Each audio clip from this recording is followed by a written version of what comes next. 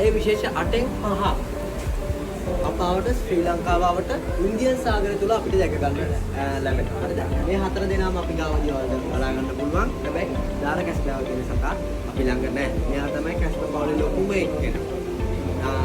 ඒ කියන්නේ මුළු කැස්බෑ පවුලේම ලොකුම එක්කෙනා මෙයා. ලඩු සත්ත්වයේ කිලෝග්‍රෑම් 800ක්.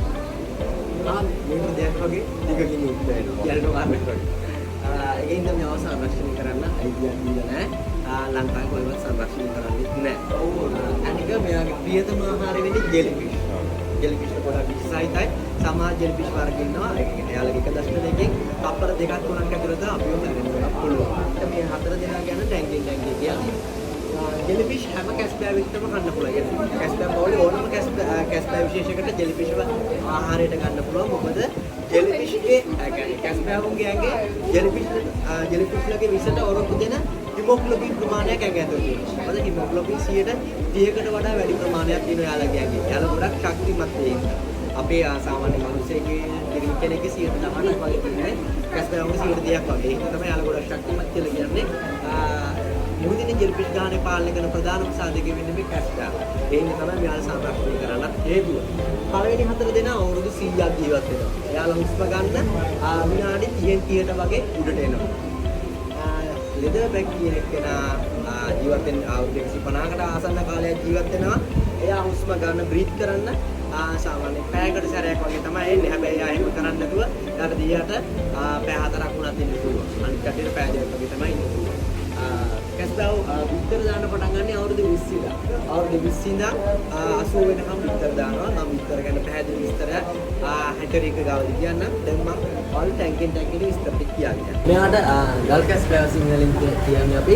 හැබැයි ග්‍රීන් සී කියලා මෙයාව ඉංග්‍රීසියෙන් හඳුන්වන්නේ. මොකද මෙයාට ටිකක් විශේෂ වුණු ආහාර දාන රටාවක්. මොකද මෙයාගේ කියන්නේ තරුණ කාලේ අවුරුදු 20ත් ඒ කියන්නේ අවුරුදු 1ත් අවුරුදු 20ත් අතර කාලය තුල මෙයාට ඕනම දෙයක් ආහාර ගන්න පුළුවන්. සර්ව භක්ෂක.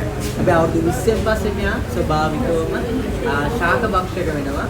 ඒ කියන්නේ ඒකෙන්ද තමයි ඉංග්‍රීසියෙන් මෙයාට ග්‍රීන් සී කියලා කියන්නේ. මේ ලඩු සත්ත්වයක් සෙන්ටිමීටර 150 කිලෝග්‍රෑම් 190ක් අතර දිගකින් සහ බරකින් යුක්තව වැඩිනවා. මෙයා තමයි කැස්බෑ පවුලේ දෙවෙනියට විශාලම කෙනා. මෙයා තමයි ලංකාවේ අපිට බහුලව දැක ගන්න පුළුවන් කෙනා. ආලා මිරිස්සට ගියත් ඉක්කඩුවට ගියත් අපිට කිලෝමීටර් 7ක් වගේ ඇතිනවා. විජේ බීච් කියලා ඒකට ගියත් ඔයාලට මෙයාව දැක ගන්න පුළුවන්. මෙයාගේ කකුලක් නැහැ මාළු දැලකට අවු වෙනවා. එයාලා මාළු දැල වලට අවු වුණාම එයාලා try කරනවා ඒකෙන් මේ කියන්නේ බේරෙන්නේ නැහැ. එතකොට අර නයිලොන් net හින්දා ඒවට කැපිලා කකුල් වෙනවා. අර ඒ කියන්නේ මුහුදිලුණු තියෙනවා ඒකේ හිමොග්ලොබින් වැඩි හින්දා ටක් ගාලා හොඳ වෙනවා.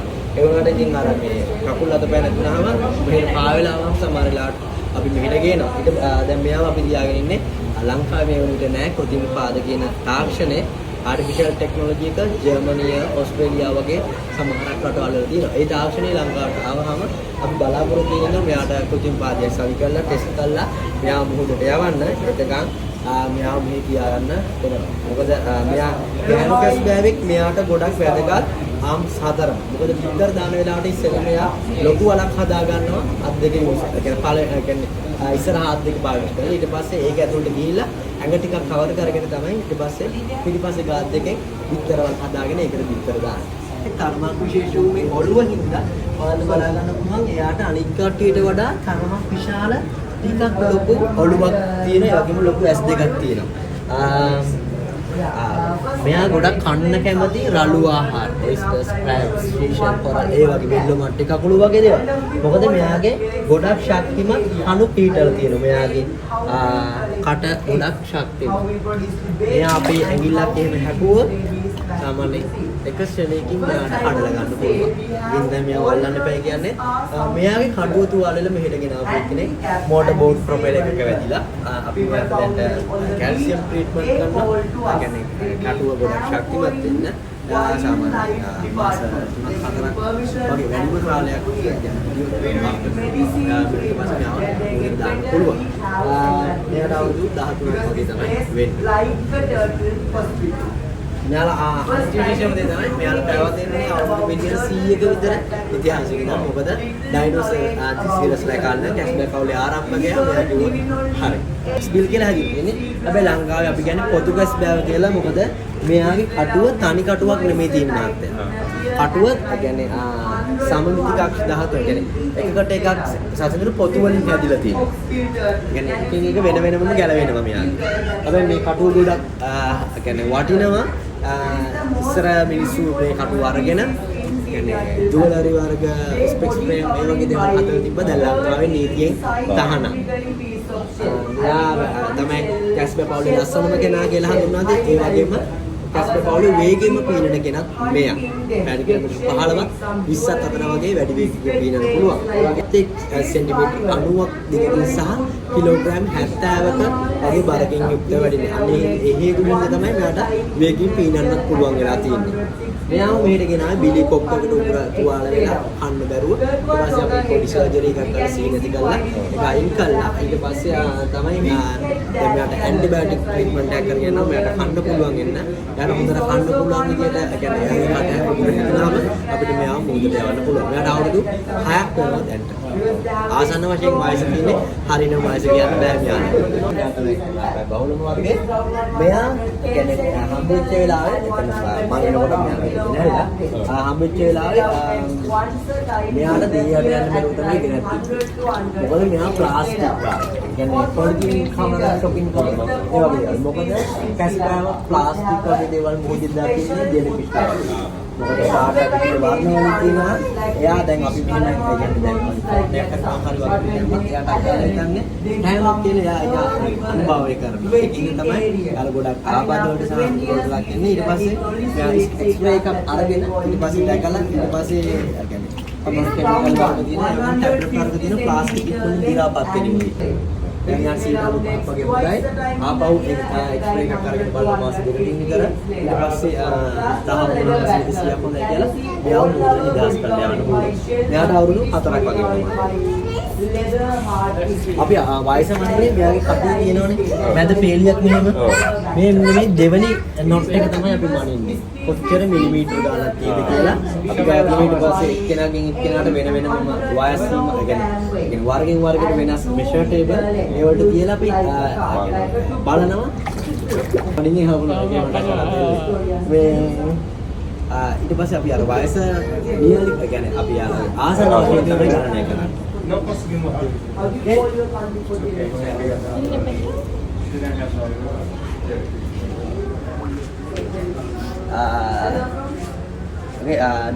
මේ පැටව දෙනට මාසයක් වගේ වෙන්නේ මාසය දවස් 3ක් වෙන්නේ. මෙයාලා ඉපදුනේ මෙහෙ. හරිද?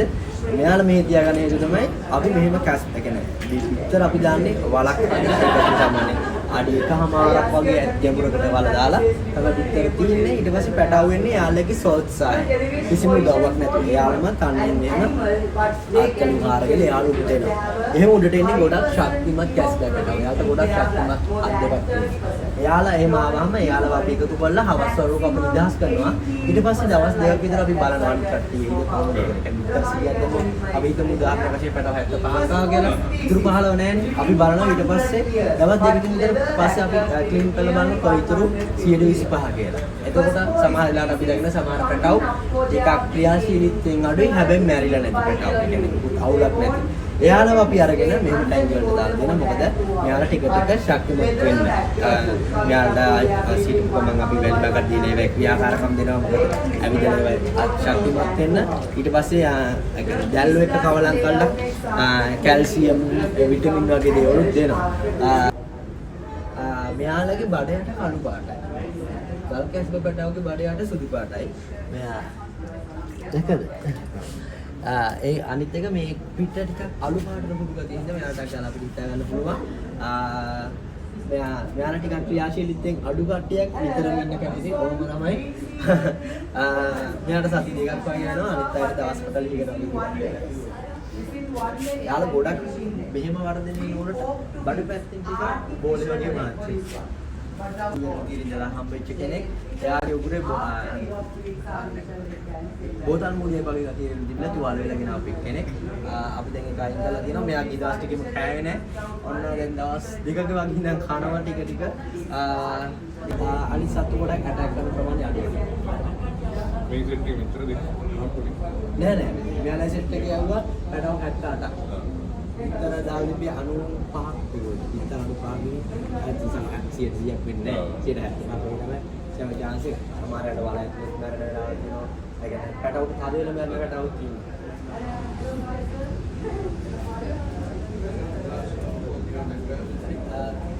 මෙයාලා සරල භක්ෂකයන්. මෙයාලට ඕන දෙයක් කන්න පුළුවන්. හැබැයි ප්‍රියතම කෑම වෙන්නේ ගොඩක් යනට කකුළු වේ වගේ දේවල්. මෙයාට ගොඩක් ශක්තිමත් කන්නක් තියෙනවා. මෙයාලත් ගොඩක් ලංකාව වලට වැඩි දිගට විතර දාන්නේම මෙයයි ලංකාවේ ප්‍රධාන වශයෙන් this one logo header we can easy to identify ඇල්බිනෝ කෙනෙක් මිලියන එකට එක්කෙනෙක් වගේ තමයි ඉන්නේ. මෙයාගේ අතක් නැහැ. මොකද්ද? ඩයිලෝඩ් ෆිෂින් නෙට් එක. ඇලි කියලා කියන්නේ අපි මෙයාට අවුරුදු 35ක් වගේ වෙනවා. ඊට පස්සේ අතන ඉන්න කෙනාගේ කටුව තුවාල වෙලා තියෙනවා. අතක් නැහැ. අතක් නැහැ මොකද මොටර් බෝට් ඇක්සිඩන්ට් එක ප්‍රොපෙල් එකක ඇක්සිඩන්ට් වෙලා. අනික මෙයා ප්ලාස්ටික් කාලා ඒ වගේම කටුව තුවාල වෙච්ච වෙලාවයි මෙයාගේ ඇඟ ඇතුළට එනේ යාලික් කියලා කොන්දිසියක් කරලා තියෙනවා. මෙයාට යට යන්න බෑ කොහොම try කරා. එයා විතරම පාවෙලා ඉන්නේ. ඉතින් ඒකින්ද අපිට නිදහස් කරන දවසක් ඩිසයිඩ් කරන්න බෑ. මෙයා අරයාව යවන්න වගේ ජීවිතකින් අනුමැතියක් නැහැ. ඒ ප්‍රශ්න දෙකකින් තමයි පොඩ්ඩක් ඉන්නේ. මෙයාව නම් ටික ටික හරියනවා. මොකද හම්බෙච්ච කාලේ මේ වගේ ප්‍රමාණයක පාවෙලා පාවෙන්නේ හිටියේ ටික ටික හරියනවා. හැබැයි දවසක් කියන්න බෑ. මෙයාට අවුරුදු 40ක් වගේ වෙනවා. අරයට අවුරුදු 35ක් වගේ වෙනවා. කටුව තුවාල වෙලා එයාගේ ඔළුව හොඳටම ඩැමේජ් වෙලා තිබ්බේ මෝටර් බෝට් ඇක්සිඩන්ට් එකක් තිබ්බා. ගොඩක්ම ඩැමේජ් වෙලා තිබ්බේ. අපිට කරන්න පුළුවන් ඒ කියන්නේ ට්‍රීට්මන්ට් අපි කරනවා. ගොඩක් ලේ ගිහිල්ලා තිබ්බා. අපි මෙයාට දෙනවා ඇනාබැක් කියලා ඇන්ටිබයොටික් ටැබ්ලට් ට්‍රීට්මන්ට් එකක් තුවාල ටිකක් දෙනවා වගේ වෙන. ඒ වගේම ස්ප්‍රේ එකක් ගන්නවා. ඒකත් ඇන්ටිබයොටික් වර්ගයක්. ඊට අමතරව ওই තාර වගේ කළු පාට ගාලා තියෙන පොඩි ගම් එකක් වගේ එකක් තියෙන්නේ. ඒක ගාලා තියෙන්නේ අර මේ ඇතුළ හැම අහුවෙලා තින්නේ. ඒ කියන්නේ මේ හුස්ම ගන්න දුන්නත් අපිට පේනවා මේ වෙනවා. ඒකින්ද මේ ඒක පොඩ්ඩක් ඝන වෙන්න වගේ ওই තාර වගේ එකක් ගාලා තියෙන. ඒකත් බේත් එකක් දාලා තියෙනවා.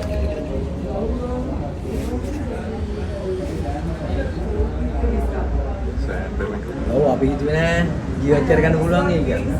මොකද මේ කියන්නේ ડોක්ටර් එක්කත් පරක් වුණා ටික වෙලාවක්. ඊට පස්සේ කොහොම හරි ඇවිල්ලා බේත් දැම්මේ. නැහැ. හෙලිකොප්ටර් එකක් වෙලා මොකද මෙයාව අපිට මෝටර් යවුවා. මෙයාලා මේ කාලේ වැඩිම කන්න කැමති දැල්ලෝ පොඩි මාළු වගේ જાති. මෙයාට හරි අමාරුයි. අපි කියන්නේ පණ පිටින් මාළුවෙක් ගෙන්න දැම්මත් අල්ල ගන්න බෑ මෙයාට. මොකද මෙයා මොකද දැම්මහම මෙයාට කන්න බැරුව මෙයා කියන්නේ මැරෙන්නත් පුළුවන්. දවස් 10ක් විතර නොකයින්න පුළුවන්. ඒකට එයාගේ ජීවිතේක තර්ජනයක් එක වර්ධනය වෙන්නේ නැහැ. ඒකින්ද මෙයාව මාස 6ක් තියාගන්න කියලා තිබුණා. ඒකින්ද අපි මෙයාව මේ තියාගෙන ඉන්නවා. දැන් අපි මෙයාට විතරම දෙන්නේ ප්‍රධාන වශයෙන් දෙන්නේ සීවීඩ් සී ග්‍රාසස් දෙක. මොකද මෙයා ඒවට ප්‍රධාන කියන්නේ ගොඩක් හුරු වුණාම අපිට මෙයාව මෝදර යවන්න ලේසි. මොකද එතකොට මෙයාට අරවල්ලගෙන කරනවා. අරවල් කියන්නේ මේ සීවීඩ් සී ග්‍රාසස් කාලේ ජීවත් වෙන්න පුළුවන්. කියන්නේ ට්‍රේනින් ටයිම් එකක් වගේ කාලයක් යන්නේ. ටික කාලයක් මේ තියා ගන්නවා. ඊට පස්සේ මෙයාව දාස් කරලා අර අවුරුදු 9ක් වගේ. මෙයා ඔලිව් රිඩ්ලි එයා බට්කස් පැවික්මයි. එයාගේ කකුලකුයි අතකුයි නැහැ. මාම් දැනකට අහුවෙලා ඒත් එහෙමයි. එයා ටිකක් වාසනාවන්තයි. මොකද වාසනාවන්තයි කිව්වේ ඒ කියන්නේ සමාන පැත්තක අතකුයි කකුලකුයි නැති වුණා නම් එයාට ඇඟේ සමබරතාවය නැති වෙනවා. ඒ වගේම අනිවාර්යෙන් පීනති වක්‍රාකාරය කියන්නේ මොකද එකම පැත්තේ අතකුයි කකුලේ වැඩ කරද්දී එයාට පීනන්න වෙන්නේ වක්‍රාකාරව. එයාට හුස්ම ගන්න ගොඩක් අමාරුයි. අනිවාර්යෙන්ම මැරෙනවා. ඒක මම මෙයාට ටිකක් වාසනාවන්තයි කියලා. මෙයාට දැන් කිව්වේ පීනන්න පුළුවන්. සාමාන්‍යයෙන් ඒක බැලන්ස් කරගෙන මෙයාට අවුරුදු 45ක් වගේ වෙනවා. මේ තියෙන කස්ටා විතර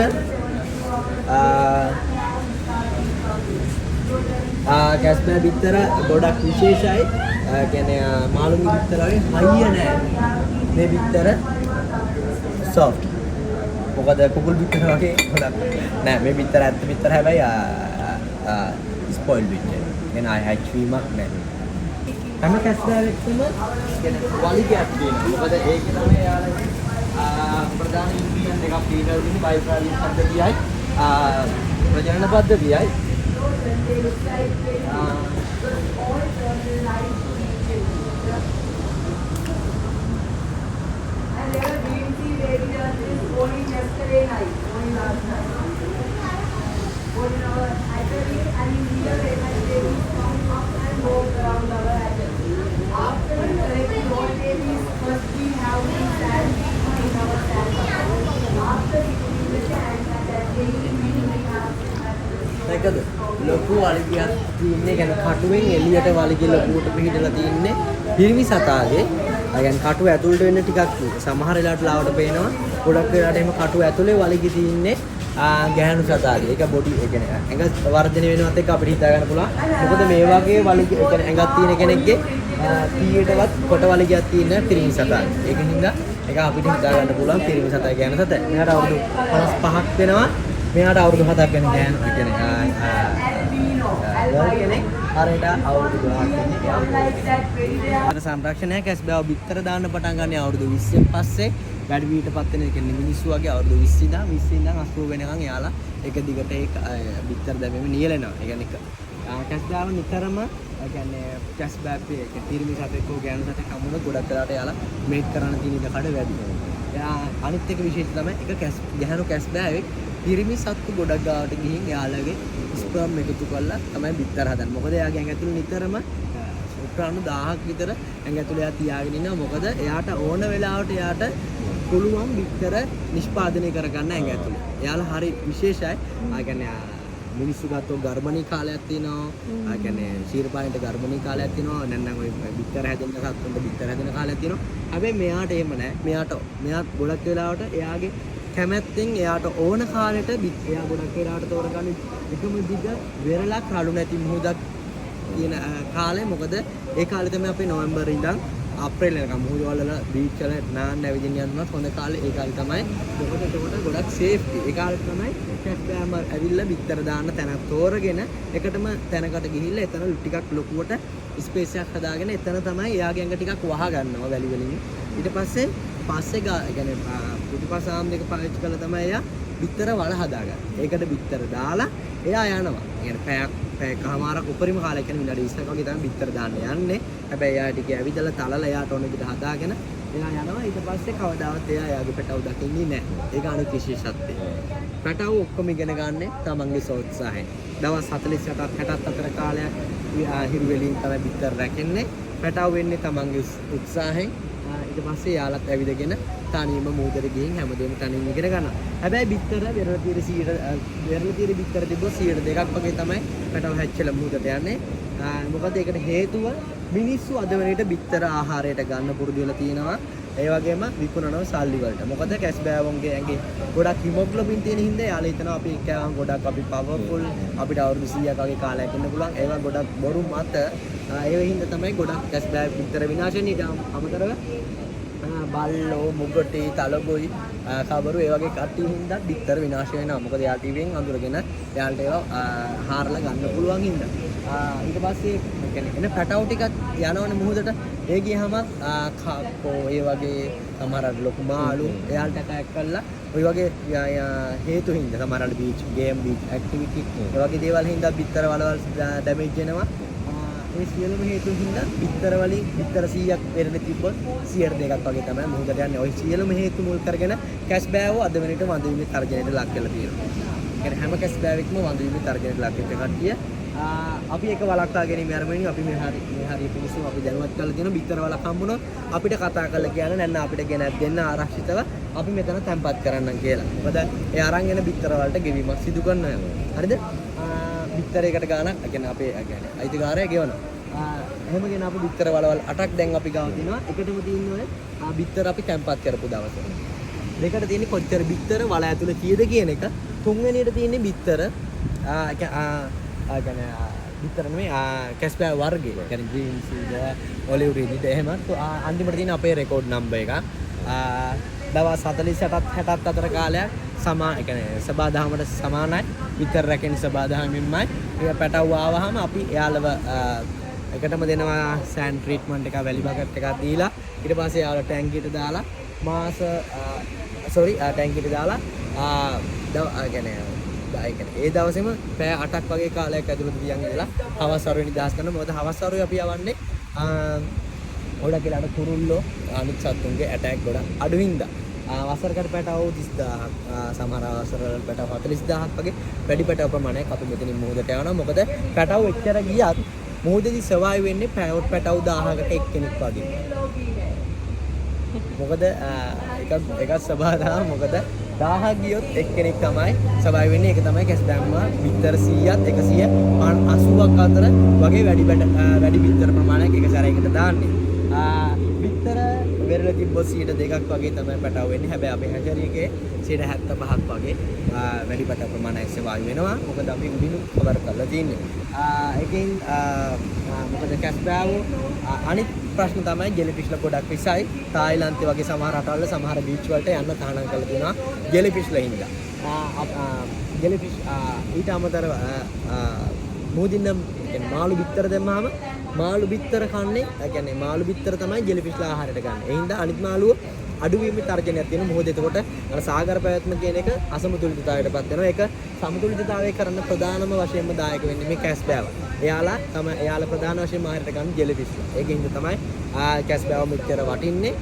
අපි යාළුව සංරක්ෂණය කිරීමේ අරමුණින් තමයි මේ වැඩසටහන ක්‍රියාත්මක කරන්නේ. අපි ඒකට පොඩි ඒ කියන්නේ උදව්වක් වශයෙන් වැඩිපුර ආරක්ෂා කරලා වැඩිපුර බට ප්‍රමාණයක් මෙතනින් මුහුදට යවනවා.